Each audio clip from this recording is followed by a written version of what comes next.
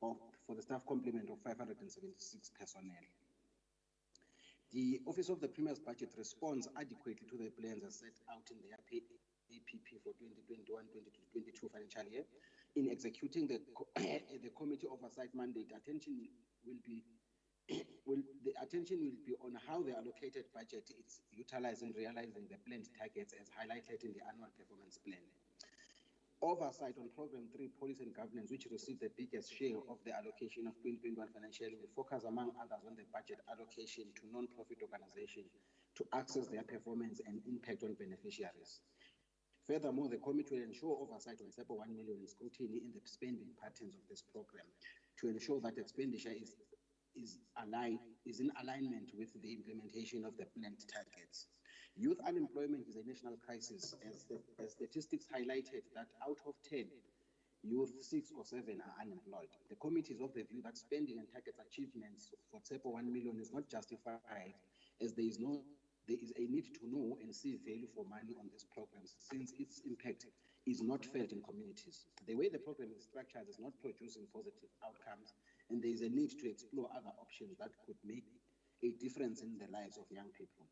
The focus of the Youth Development Fund, which falls under the Department of Education and SEPO 1 million, is to benefit the youth, but these programs are working separately from each other.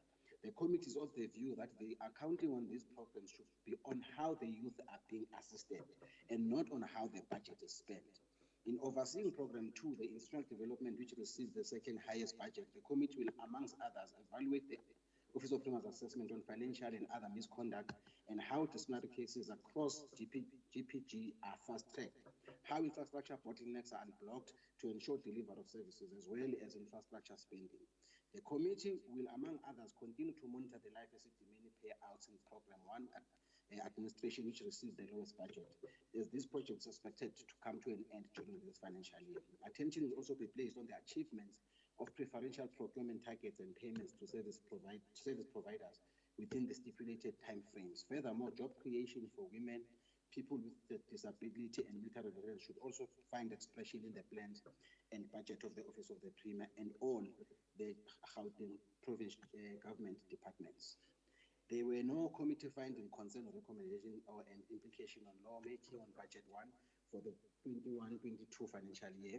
The committee hereby thanks and acknowledges the cooperation of the Office of the Premier and the role played by the Premier, Honorable Makura, and the Acting Director General and their senior teams. I also wish to thank the following committee members for their commitments and dedication: Honorable Nkumalo Ncube, Hassan, Makubela Msimang, Blomo, Mabala, Mukwebo, Adams, Alberts for their diligence and commitment during this process. Furthermore, I would like to thank the support staff for their dedication.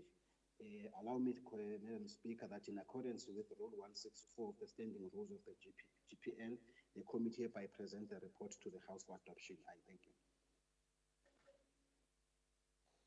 Thank you, Honorable. Any second report? I rise to second the report, Madam Speaker.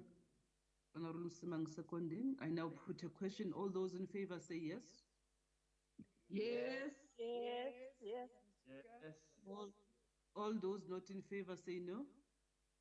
The yes have it. The report is adopted by the House. Can the Secretary read the next order? Thank you, Honorable Speaker. Budget speech and debate on the details of the Office of the Premier budget vote number 1 of Gauteng Appropriation Bill G001 of 2021 for the 2021-2022 financial year. Thank you. Honorable Premier.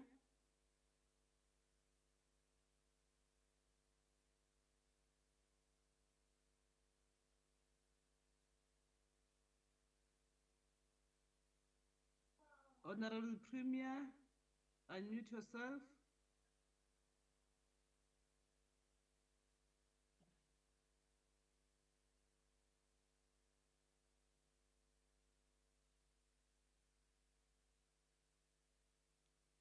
My apology, Madam Speaker, for taking a bit of time to unmute and put on the camera after your instructions that we should all switch off.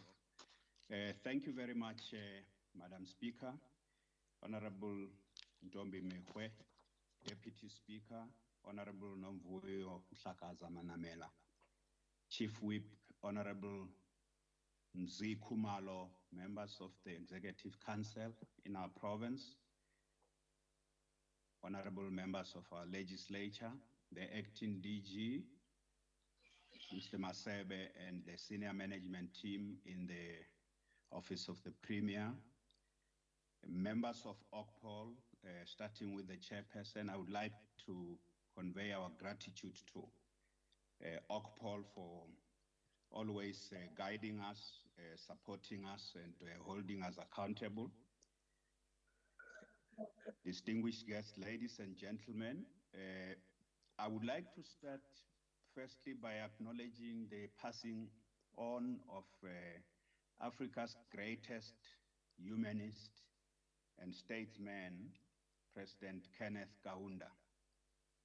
We in the south of our continent owe a great deal in terms of gratitude to the contribution that he made to ensure that not just South Africa, but most countries in Southern Africa achieve their independence and liberation.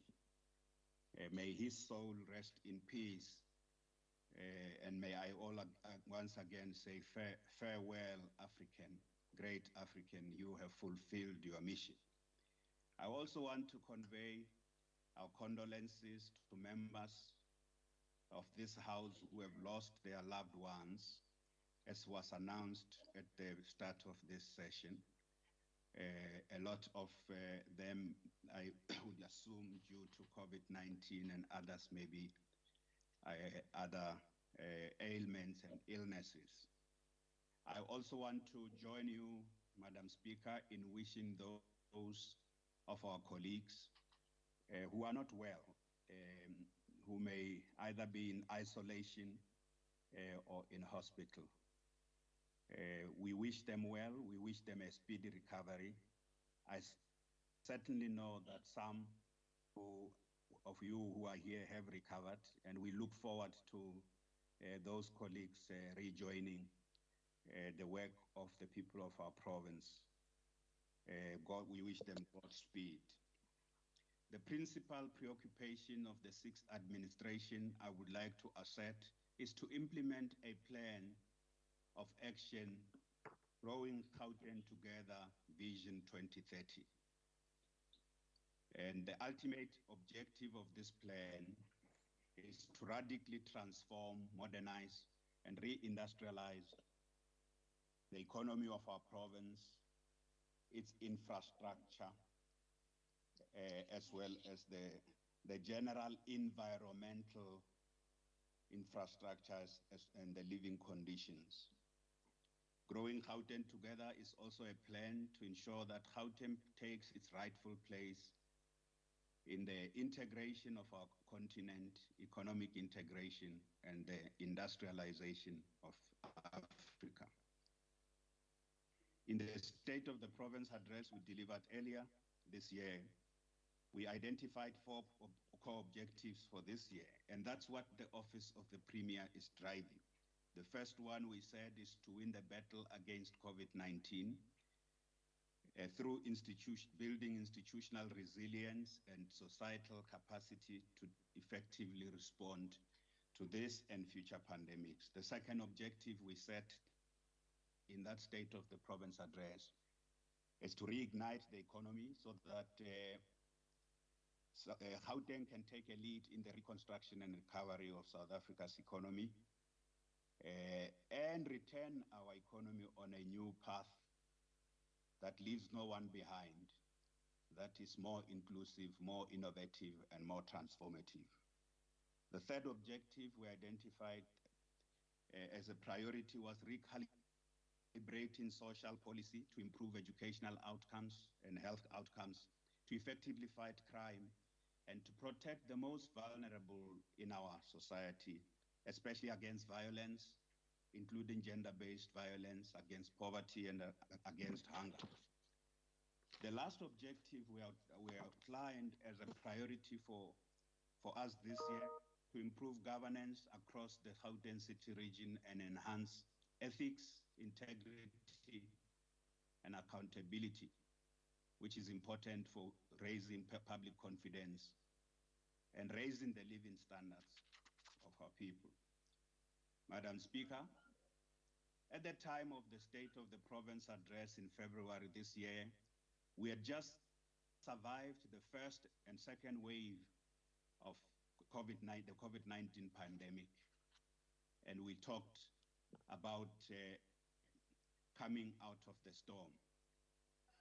We suffered casualties during the first and the second wave, but it is important to remind ourselves, especially as we are going through this third wave, that we had particularly managed to contain the impact of the first and second wave much better, especially the second wave, which was less severe than the first wave. Although our province, even at that time, during the first and the second wave, registered the highest number of confirmed cases, but we had the highest recovery rate relative to the provinces that are bigger in population. And we were right at the top with much smaller provinces that were less severely affected. In addition to the high recovery rate, we also had a very low case fatality rate. Again, relative to the size of our population, our case fatality rate was much lower, in the middle between the top four, with the highest case fatality rate and the top four with the lowest case fatality rate. So I'm making this point to say that there's tremendous achievement we made during the first and the second wave, and some of the important lessons at that time is what we are going to reflect on about the challenges of the third wave. And in today's budget vote, given where our province is, I am going to dedicate a lot more focus on what we must do so that we can say we have gone through the third wave. There may have been casualties, there may have been setbacks we suffered, but we should be able to point to, like we did during the first and the second wave, we should be able to say we have gone through the third wave as well. And I am confident that we will go through the third wave.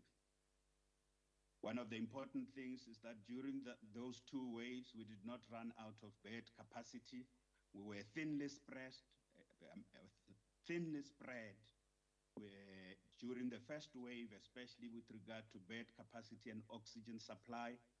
We were much better during the second wave, but we didn't run out of oxygen supply and bed capacity. Communities responded quite overwhelmingly, especially during the second wave. It was difficult during the first wave, especially during the highest lockdown 5 and lockdown 4. But we know that community response was amazing during the second wave.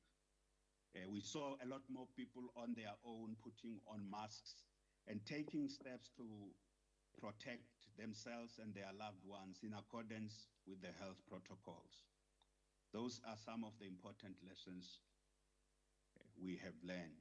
So adherence to health protocols was very, very high, especially during the second wave.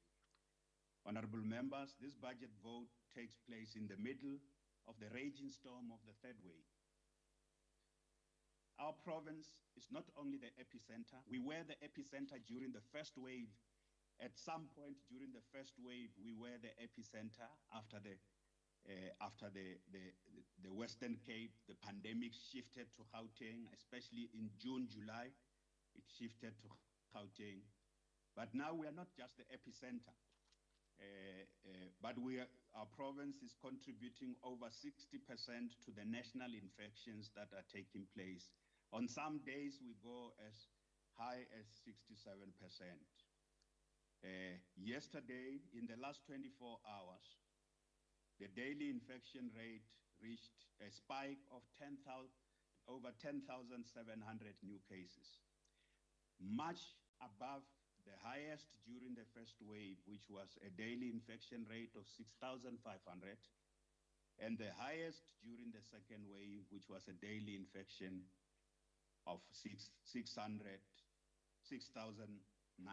cases. So 6,500 during the first wave was the highest daily infection, the cases, and 6,900. So we are above 10,000 now, something that we haven't experienced before. Our healthcare system, both in the public and in the private sector, is under tremendous pressure. Both sectors are also overstretched with regard to issues of staffing. And this I can say confidently because I speak to the CEO of Netcare, who coordinates the private health sector every other 2 days to understand what is it they are going through, where they are, and how can we work together to face this storm. On the ground, on the contrary, on the ground in communities, and you members come from communities, life is going on as if coronavirus is no longer a threat. Basic health protocols are no longer enthusiastically observed as they were before. And people talk about COVID fatigue.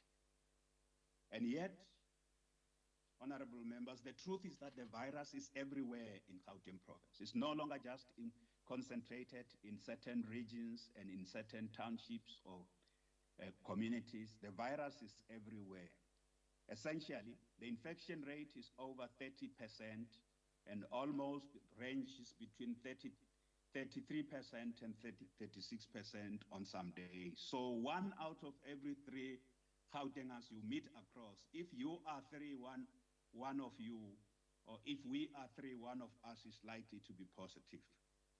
So the infection rate is extremely high, and more people are succumbing to the pandemic.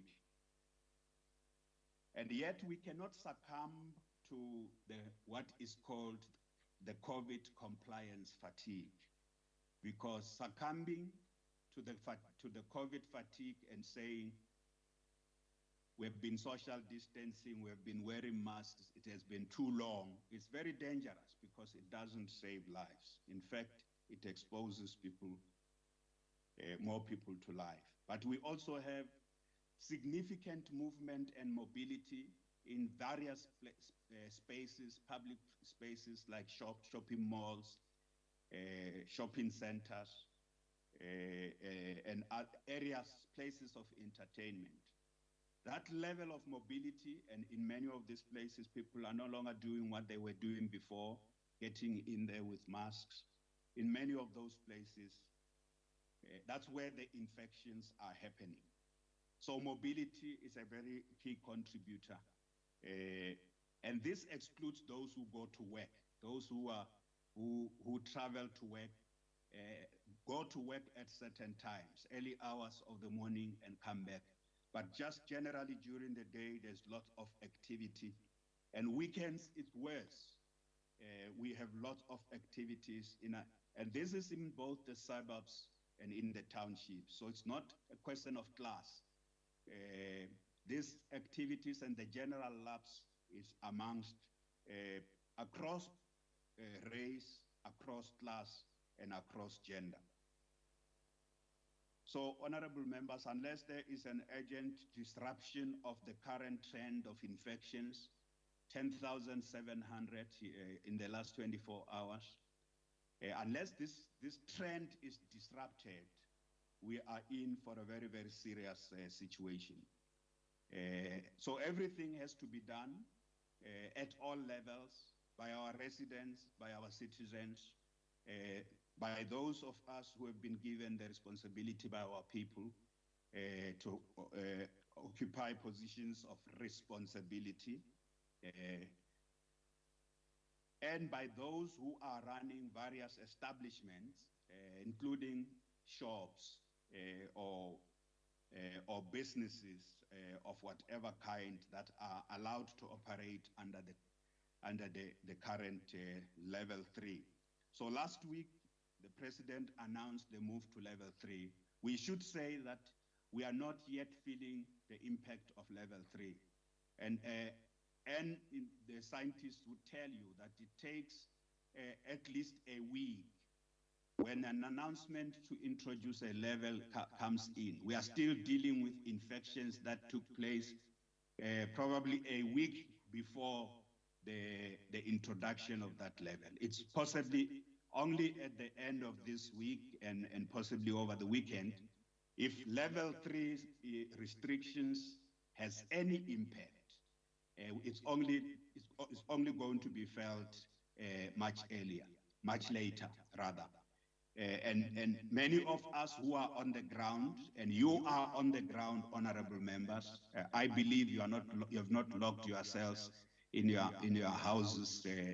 You are forced by the nature of your vocation, the job you do, to always go and check this and check on people. You yourselves would see in many areas, including where you are, there's lots of activity. So the Provincial Coronavirus Command Council in our province and the Executive Council has identified a number of actions that need to be taken, some by ourselves at a provincial level, and others, I hope in the debate, you will contribute to these measures. Others may be measures to be introduced at a different level. Firstly, we are calling for stricter, targeted, and localized restrictions in the province in order also simultaneously with increasing the visibility of law enforcement in those areas, particularly where the virus is completely out of control. This wave, third wave, the difference between this wave and the others is that we don't have typical hotspots that we had before. The virus is everywhere. It's not in one area at a time. Yes, it was largely in the Val, but now it has spread almost everywhere. Yes, we have hotspots, but the hotspots are smaller, so they are not densely populated hotspots. They can be monitored. They can also be interventions in those areas, but stricter, more targeted, localized restrictions and interventions to enforce compliance over the next 2 weeks may be helpful. We also have been watching what is happening with regard to the alcohol, the regulations currently on-site and off-site sale of alcohol. There are many concerns being raised about what happens during the weekend with regard to the consumption on-site versus those who buy and go and consume at home. So there's been issues that are arising around the alignment and the rigor with which this is done. At this point, are we calling for the total ban of alcohol? That's not what we are calling. We have been engaging, especially with the liquor traders. Many of them are saying they have been doing, in fact, there's been a training session including organized by them, and they invited government to attend that to show how they're trying to enforce. But that's something we must monitor. And I know the clinicians are extremely concerned about the impact of alcohol sale on the trauma especially. We're also monitoring the impact of the schools. So far, our scientists are saying that the schools are only contributing very little to the current infections, but we know in other areas there have been schools that had to be closed, both in the public and the independent and private schools.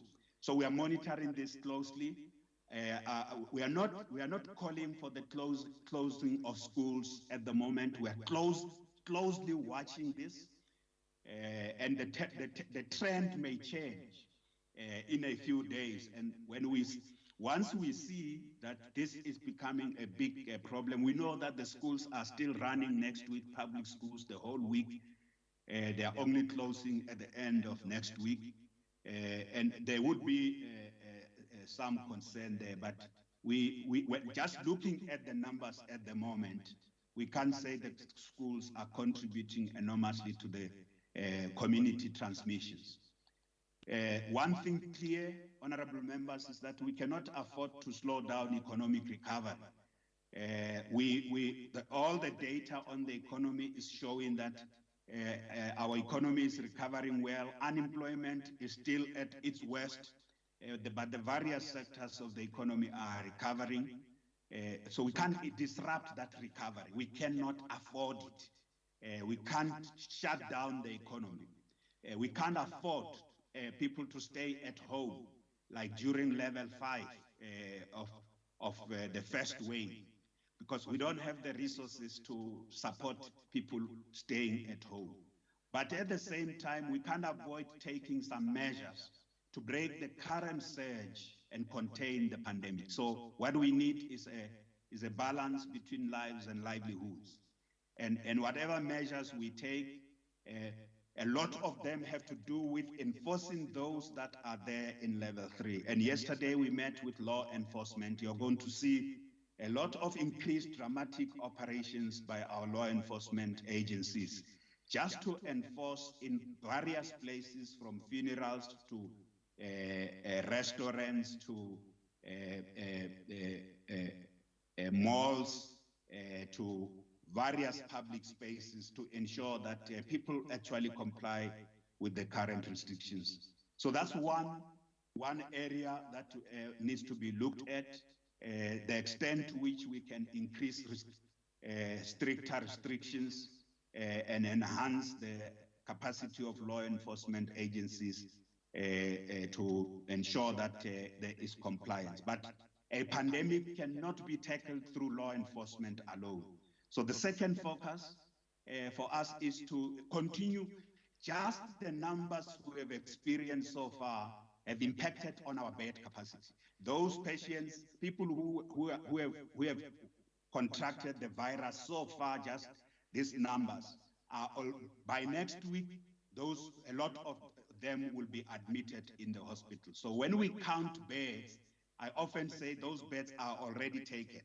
The more we see in daily infections going up, those beds that we're counting are already taken. So from a realistic point of view, we are doing, the second intervention is to continue to expand bed capacity, including in current existing facilities, repurposing current existing facilities, and fully utilizing the beds that we have added in the course of the first and the second wave, including the ABT technologies. And one of the important things we have done, in addition to the 1.5 billion rands that we allocated to health in the current financial year to activate to retain over 5,000 posts that are linked to COVID, we have given the instruction to the Department of Finance and to work with the Department of Health to look at how we increase the staffing. I must say, talking to the private health leadership, they saying the same, that especially with the nurses, they are struggling to be able to recruit the nurses. We're going to be working together on this to increase the capacity, including those doctors that have the new core of doctors who are students who have completed their training. We are doing everything to make sure that they can be brought into the system. We are also working with NGOs that have capacity, additional capacity, including the Gift of the Givers, who have said to us they'll be able to contribute some of their paramedics, and the Right to Care, which are various NGOs in the health sector, as we work with the private and the public sector on issues of enhancing capacity. So, honorable members, I would say that part of what we are looking at is also we will spare no cent in ensuring that we increase bed capacity, even if it means reactivating whatever field hospital we have had. You know, we have had Nazareth Hospital, and some members in this house were constantly saying that that hospital is not being utilized. It must be closed, it must be closed, it must be closed.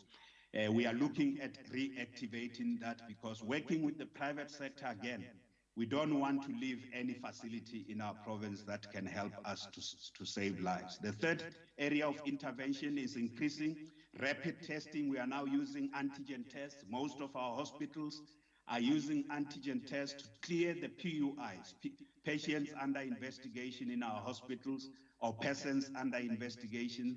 This would be people who are waiting to know whether they are really positive or not, and most of them end up occupying lots of beds that we need to admit people who are really sick. Rapid testing, and we also go enhancing our tracking and tracing, which was very critical during the first and second wave to contain community transmissions. That's also one of the areas of focus, to just close the pandemic to areas. And if we will find a particular community that is a source of rapid spread, we will introduce containment measures, including localized restrictions around movement in those communities. The fourth intervention is about ensuring that we appeal to people, we call on communities, we appeal to the residents of our province. Policing alone is not enough. But as they did, the people did during January, February, they voluntarily on their own stepped up the wearing of masks, washing of hands, and social distancing measures. We are appealing to residents. We are working with various community organizations using our war rooms, ward-based war rooms, including ward councillors. We want ward councillors to assist us in responding at a local level, to especially take the messages and also target those areas that are not complying. Establishments that are not complying, where they have become a source of spread, must be identified, and we work with the police at that level to ensure that there are interventions. Greater local mobilization and awareness raising and public communication with communities is a very powerful instrument in citizen mobilization. Members of this House, as public representatives, you must be our key champions for citizen mobilization in your communities. And lastly, we are stepping up and doubling the number of vaccinations because the vaccine rollout program is also a very critical response. We didn't have vaccines during the first phase. We didn't have vaccines during the second phase. But this phase, we have vaccines. And one of the important things is that this vaccine rollout must happen, and it must impact on more people. So far, we have been able to vaccinate 585,458 people. 91% of those are healthcare workers. That is 197,000 healthcare workers. And 373,000 of them are people 60 years and above. We have just started yesterday with the vaccination of teachers, and I must announce in this House that yesterday alone we vaccinated 10,005 teachers. And I know where that 5 comes from. One of the people in that 5 is Emisi Lesufi. 10,005 teachers were vaccinated yesterday. We are going to continue to increase our capacity simultaneously as we vaccinate the elderly and the healthcare workers. We will vaccinate more teachers in the education sector in Gauteng. I'm glad to announce that from the 1st of July, in the coming week, we will open vaccination for law enforcement officers. The law enforcement officers have been in the forefront, and they've been bearing the brunt of this pandemic. Many of them, even as I speak now, are either in isolation or they are sick, and we have also lost some of them to the pandemic. So I am very glad we will start with law enforcement officers, MEC Mazvuko, next week, to get them on board on the vaccination program like we're doing with the teachers. It is critically important that they are vaccinated. But I am also glad, honorable members, that next week we are going to start with those in the age category 50 to 59-year-old. We are going to start with them next week, vaccination. And I know some of them are in here. because those who are 60 years and above in this legislature should have taken their vaccine by now. Those who are 50 and 59 will be following. And we, as quickly as we do these other categories, we are also going to be moving to those in their 40s. And those in their 40s are also in this house who have been waiting for the vaccines.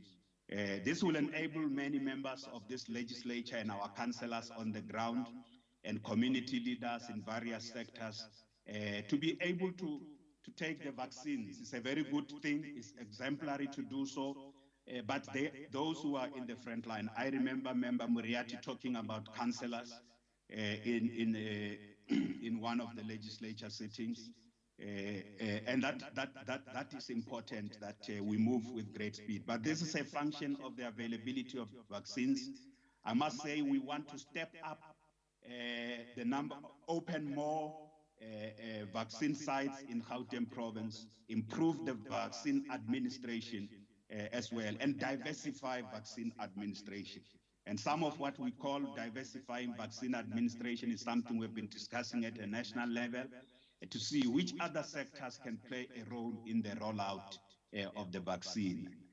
Not just the medical aids, but can we explore other ways to ensure that our country moves at great speed. Honorable members, I want to report to you that the outbreak of fire and the subsequent closure and evacuation of Charlotte Maxeke had a terrible impact on the fight against COVID-19 and the overall healthcare system in Gauteng province, because Charlotte Maxeke at Johannesburg Academic Hospital is occupying the apex. It is amongst the top institutions. Its specialized services impact on all the tertiary hospitals in our province, including Steve Biko, including Chris Hani Baragwana, but also the regional hospitals in the province. So its closure has had a severe impact on the healthcare system.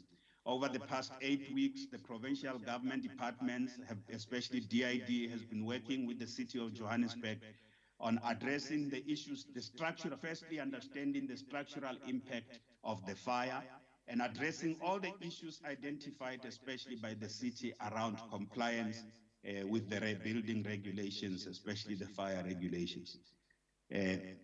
As part of having to grapple with this regulatory compliance, there's been a terrible delay, and I must say to this House that delay has been extremely negative on service delivery and our COVID response, and that delay is completely and totally unacceptable because it poses a health risk, not just for those who go to Charlotte, but also because the patients who were at Charlotte Maxeke have been offloaded onto other facilities in the province.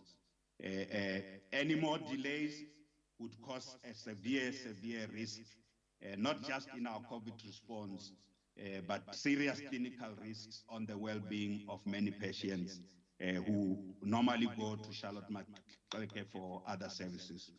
I would therefore like to report, honorable members, that after a lot of tours and fro's and doing everything to attend to the compliance issues that the city has been raising and understanding the full impact of that fire on which parts of the building, I am there to report that yesterday we took a decision to give a go-ahead to the hospital management to urgently reopen those parts of the hospital that have not been structurally affected by the fire.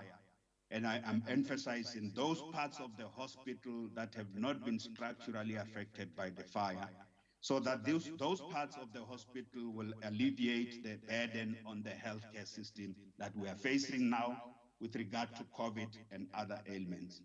And those parts of the hospitals,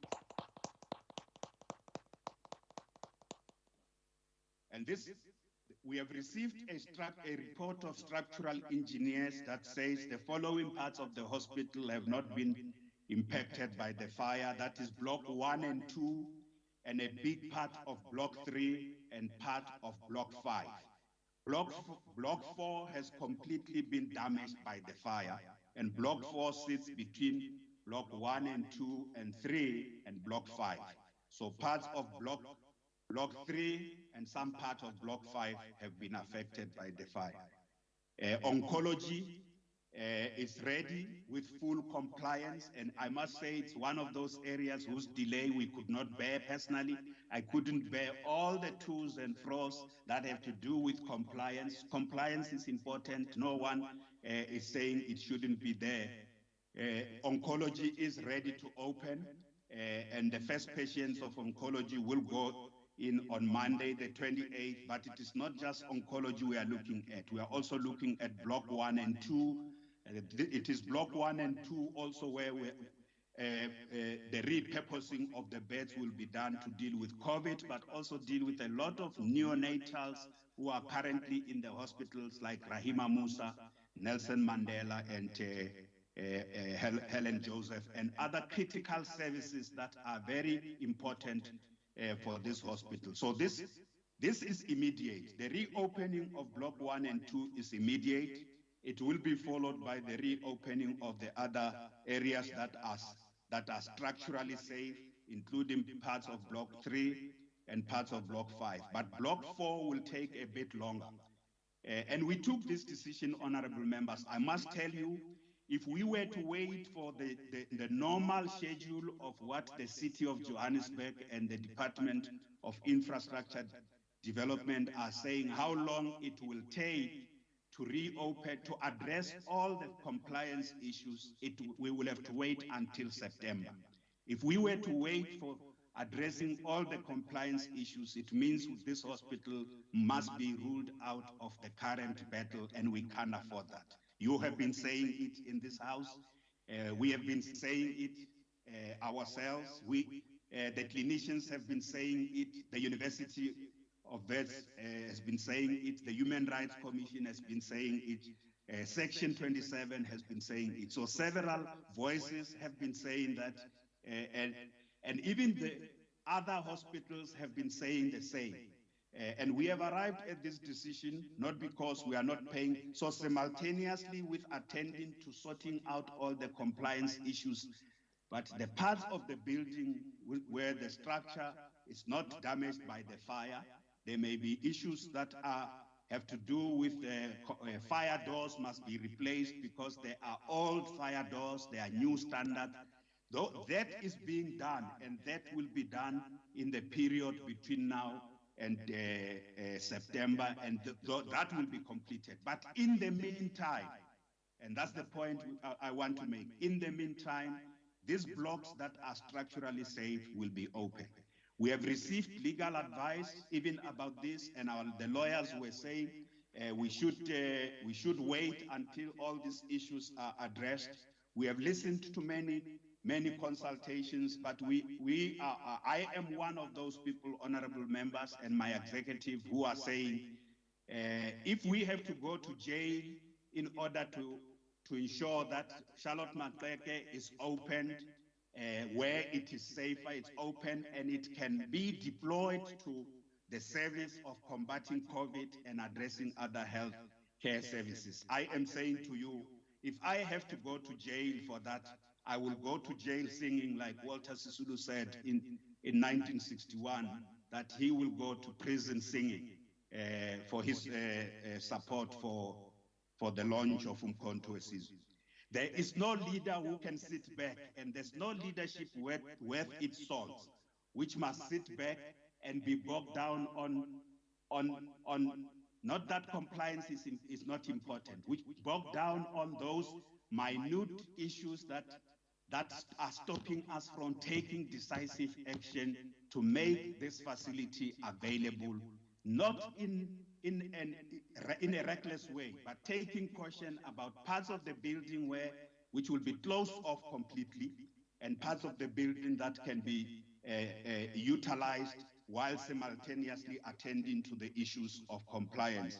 And I'm saying to this house, that's the decision we have made, because sitting back and watching people die is something we cannot do, and it is not something we are going to allow to happen.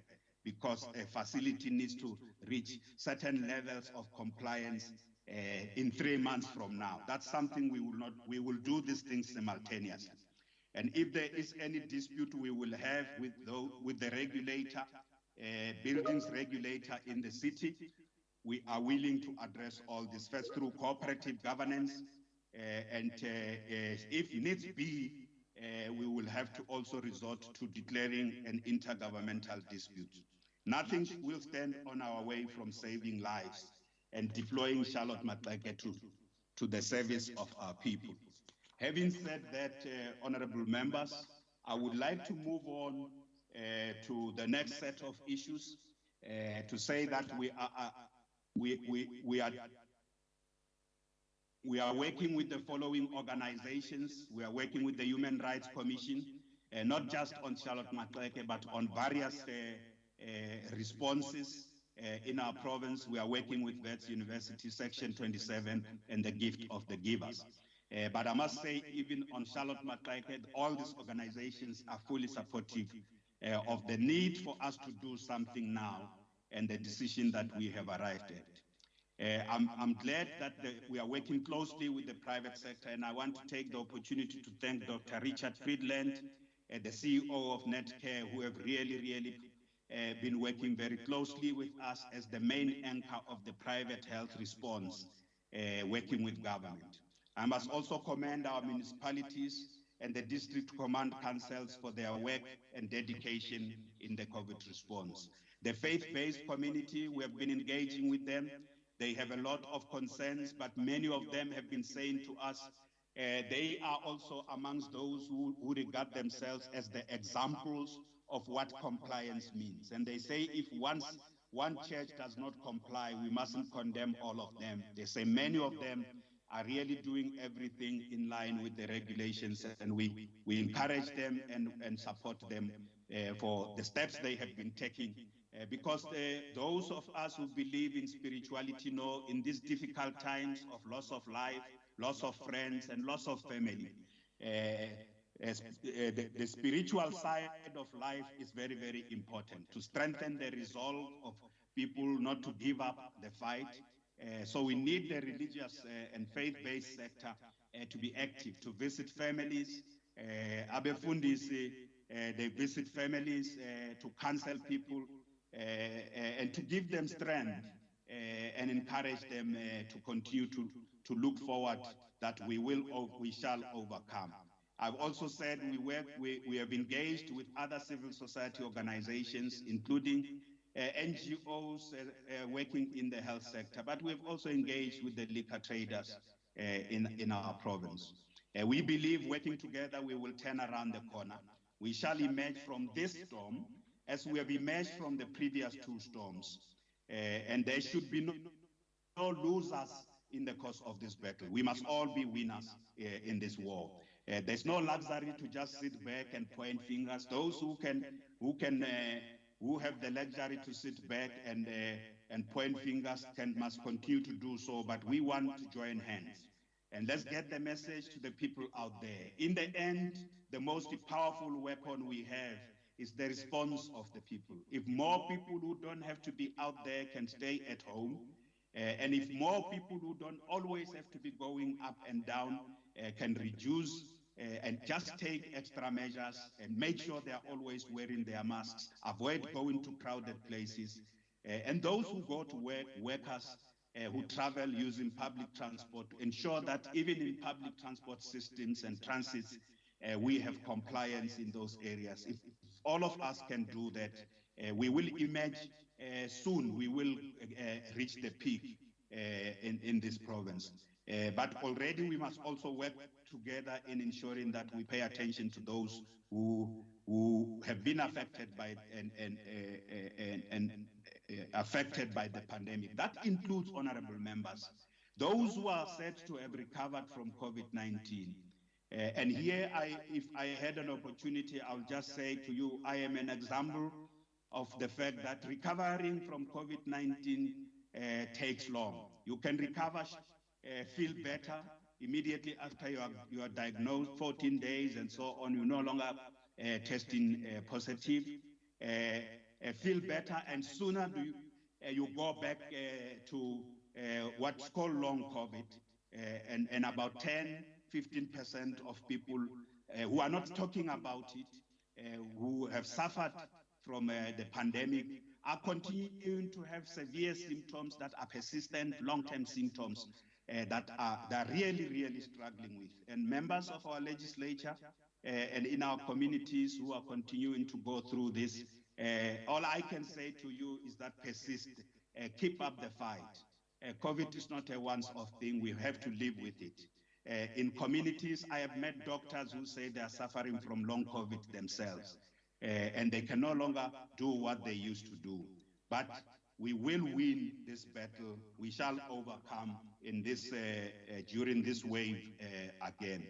It is extremely important, having said all these things, honorable members, that I want to say a few things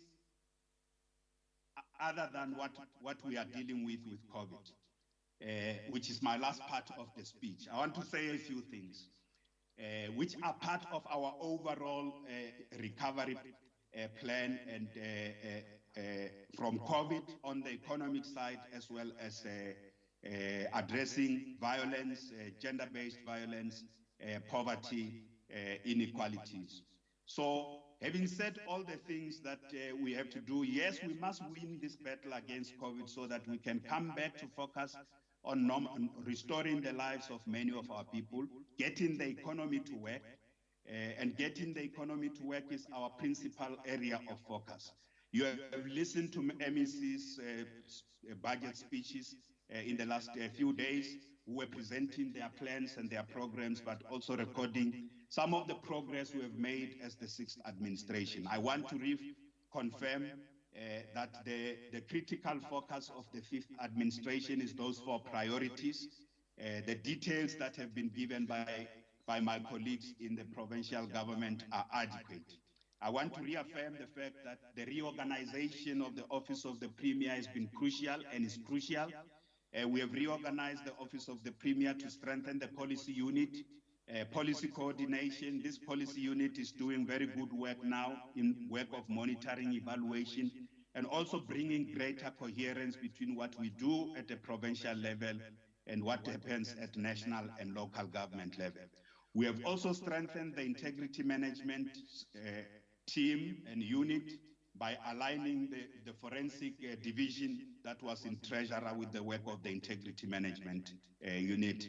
And this is beginning to yield some positive results. All these things we are doing, and I'm going to share with you a few of concrete achievements and results in that regard. We are doing these things because building a capable, ethical, and developmental state is important for our success. It is extremely important, as the NDP says, that our country's development success requires a state that is ethical, a state that has got the requisite capabilities to carry out this development agenda. Many of you know that we have been in the forefront as one of those provinces that are fighting corruption, not just talking about it, but institutionalizing it. The outbreak of corruption in the course of fighting COVID-19 is one of those things that have really brought to the fore the fact that you can never really say you have won the battle against corruption. You have to fight all the time, and you have to put in place measures that are long-term and more sustainable. One of those measures that are long-term and more sustainable is what we have been doing. The first one, I want to say to you, all senior managers and SCM officials in Gauteng province departments have now subjected themselves to vetting by relevant state agencies. I want to say that again. All senior managers, SMS, and supply chain officials. The vetting is not complete, but all of them have subjected themselves to vetting by state security. The process is still on. So there's no single official in the provincial government, unlike before where some officials will just refuse to be vetted. And I have come across some officials who had refused, and the state security people will come to me and say, Premier, in that department, the following officials are refusing to be vetted. That is the past. It no longer exists. We have ensured that every single official, you either resign from the provincial government if you are an SMS official or an SCM official, or you subject yourself to vetting. And this includes, Honorable Speaker, this includes both the Premier and the MECs. They have subjected themselves to vetting by the relevant state agencies. And this is an important area of the struggle against corruption in our province. All we are waiting for is the completion of this work, these vetting processes by the state agencies. But all the SMS officials, SCM officials, the MECs, and myself have subjected ourselves to that process and filled the necessary forms, necessary documentation, including processes that the relevant state agencies are ensuring that they identify where there may be areas of risk or conflict of interest or potential conflict of interest. I want to also say that all officials who do business with government in the Gauteng province have been red flagged, all of them without exception. So we had undergone a process department by department. Any official who does business with government has been red flagged, and the accounting officers have written to them letters, and they are being put to disciplinary processes. That includes those who do work that's not authorized outside the public service without the requisite or approval. All the departments, we've gone through this process. I sat with the MECs department by department. We audited all the departments. The other important thing to say is that the outcomes of all forensic investigations, independent firm, or investigations either by the SIU or independent forensic firms or by Chapter 9 institutions, all of those investigations, all of them, we have sat down to go through all of them, and those where there were recommendations for remedial action, appropriate action is being taken by the relevant authority, department by department, and those that require criminal or civil criminal proceedings or civil cases have been opened for each department and for each case. So far, 100% of the criminal cases have been reported to law enforcement agencies against the target that we would have thought 50%. So 100% have been reported, and we are working with the ethics and the ethics advisory council to follow up on each of the cases in departments, and every matter that comes from whether it's the public protector or the auditor general's office or any key agency that is a Chapter 9 institution, or it may also be the SIU investigation or an independent investigation commissioned by departments. All those have been a list of each of those cases, including those that require that the police must be able to ensure appropriate follow-up with other law enforcement agencies, including criminal prosecution. Those have been dealt with and I'm saying this is department by department, the Office of the Premier working with the accounting officer and the executive authority of each department. Department by department, all of them are doing exactly what we say. So I want to reassure you that 95% of all the cases that have been reported are showing indication that also the people who are responsible are taking action, not just disciplinary action. If the public protector has said, yeah, it's a criminal case, somebody needs to be reported to the law enforcement agencies, all those are being followed. And we will leave no stone unturned as this provincial government. We have also been able to track down 100% community-wide service delivery commitments that we have made, especially frontline service delivery monitoring, all the implementation of plans, Ntirisano commitments that we have had at different points are being monitored, and they are being tracked 100% by the Office of the Premier using this newly energized policy unit. We have enhanced public participation process through the delivery of more ward-based, a more effective ward-based committee system and an asset-based community development model. So, honorable members, all these are part of our interventions to build a state that is effective, that is ethical, that responds to the issues that are raised by our communities. Honorable members, the third thing I want to say we are driving, without going into detail, is the economy. Special economic zones, you have seen the greater level of attention we are paying region by region, district-based special economic zones. The Tshwane Automotive SEZ is the best example. Val SEZ is coming on board. The West Rand Agro-Processing SEZ is coming on board. And OR Tambo SEZ is being brought into optimal operation. The Township Economic Development Act the bill is what we have tabled before this House, and we hope you will soon deliberate on it and approve it. And it goes with the launch of the Township Economy Fund. In the coming week or two, we will get the IDC to publicly announce and commit how much they are going to put into our Township Economy Fund to match what the Gauteng provincial government has already put 250 million rands. So on various economic issues, we are also following up on matters of urban agriculture and agro-processing and supporting urban farmers in our province, as we have said to you before.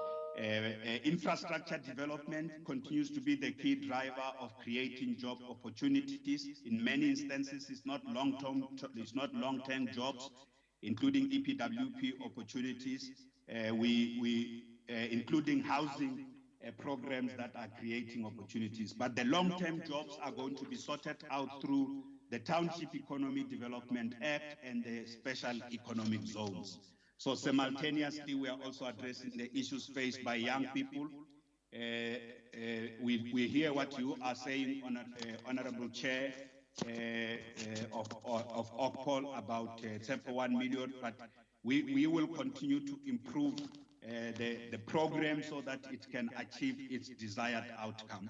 And at this point, I would like to say that 142,814 economically excluded young people have been placed on pathways to earning through 1 million.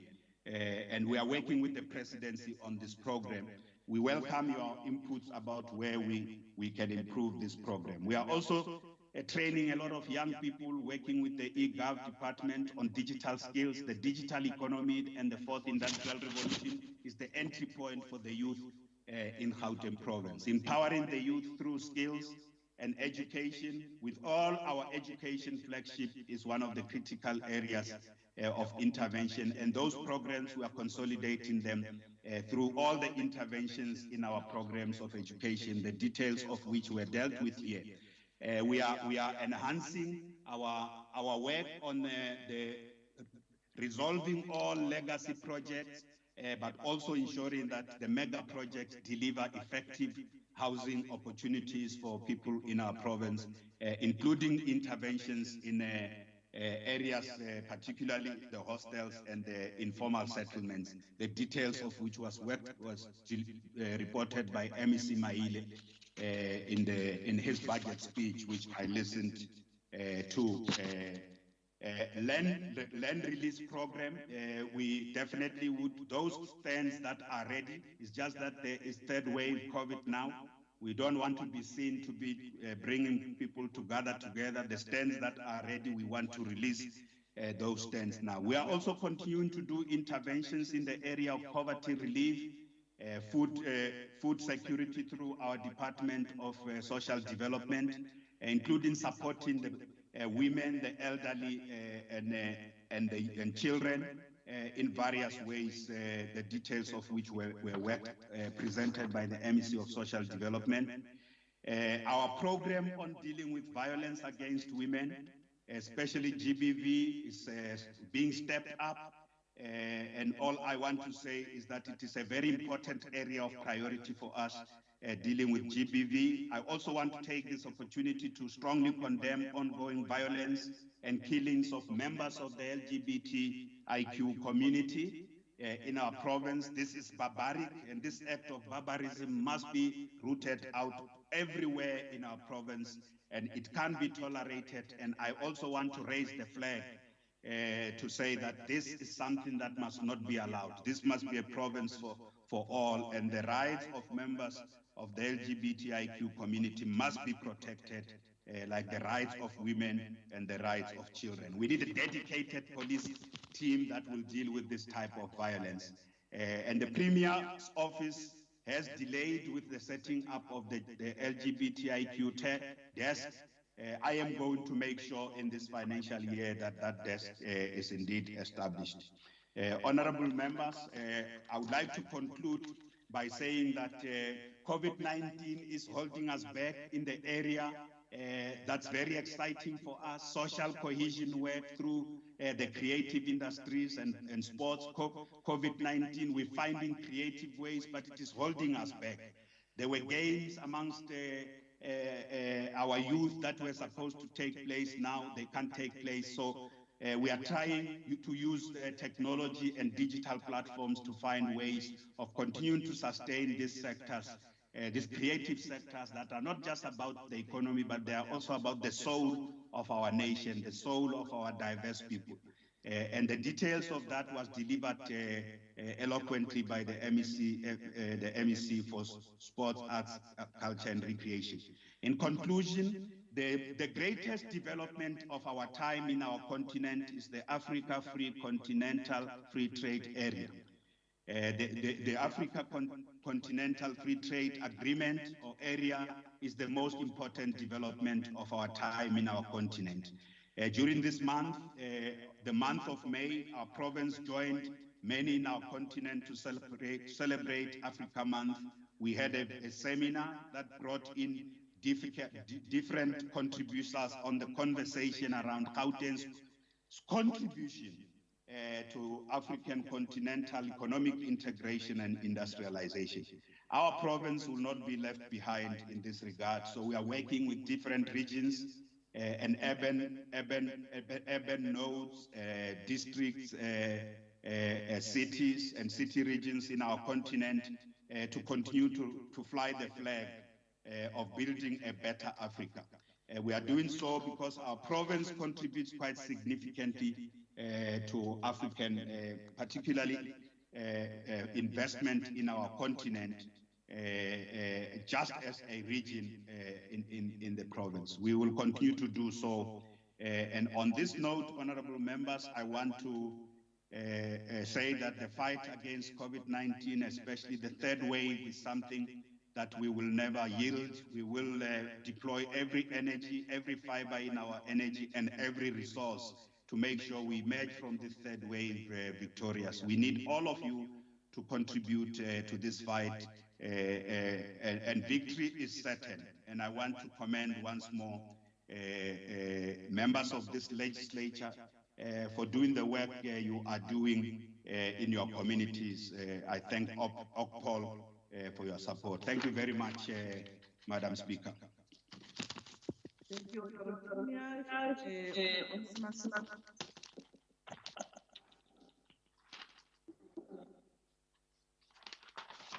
Madam Speaker, and good morning to colleagues and to members of the public. Indeed, Madam Speaker, I want to welcome Premier Makura's words that seek to say that we should be working together. We want to work together, and we have pledged our support to working together. But working together sometimes means that we have to be honest about what is happening. And being honest about what is happening is not really criticism that should not be taken by those that are in government. Premier, I said and asked this question, and this is a question that I want to ask to you. And the question that I want to ask to you is, do you have a dream for Gauteng? And does that dream mean that we have a Gauteng that really works? If we have a Gauteng that works, what does it look like?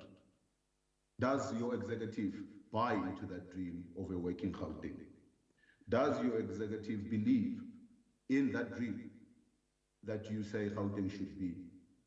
Are the administrators buying into that dream? Is it keeping them awake at night? Are they doing what they can each and every day to make sure that the dream of a working Gauteng becomes a reality? I'm asking that, Premier, because we always hear year in, year out about the improvements that are supposed to be coming. We hear in, year out, year in, year out about the great plans that are always being put in place. But the question that one always asks is, when we have these grand plans that sometimes just disappear into the year and never reappear again sometime the following year, or they will reappear again for the following year, but this without very much concrete evidence of what has been actually done so far. I then question, do we have a dream for Gauteng, and are the officials really buying into the dream for Gauteng? Premier, I want to say to you that if we have a dream for Gauteng should ensure that, first of all, as much as we do have a pandemic that we're sitting with, we are now into the second year of the pandemic. And you have spent a great deal talking about where we are and what has been done or what is being planned to be done. But there's little that has been said about how do we really get the economy going once we have really dealt with the pandemic. And this is something that I would want to spend a little bit of time on. As much as you saying we need to make sure that we balance the lives and the livelihoods, we now need to put our money where our mouth is. We now need to be making sure that each and every action that we take is a true reflection of that. And this is something that I want to then get down to. Today, as we meet in this house to debate the budget allocated to the Office of the Premier, we do so with the latest unemployment statistics painting a very bleak picture of our residents here in Gauteng. Currently, there are over 34% of the Gauteng residents who are sitting at home being unemployed. And it is not due to lack of trying to find gainful employment from their part. The current pandemic has made the task of seeking employment even more difficult, and the regulations cutting trading times for businesses and restricting movement of individuals have really led to greater challenges that you alluded to earlier on. But Premier, I'm going to be asking the question that I asked right in the beginning. Do you have a dream for Gauteng? Does your executive know it? And does the administrator component of our Gauteng government know the dream, and do they buy into the dream? I'm asking this, Premier, because now you're sitting with the Department of Infrastructure that have seen it fit to cut the EPWP budget by 21% while increasing the MEC's office budget by 67%.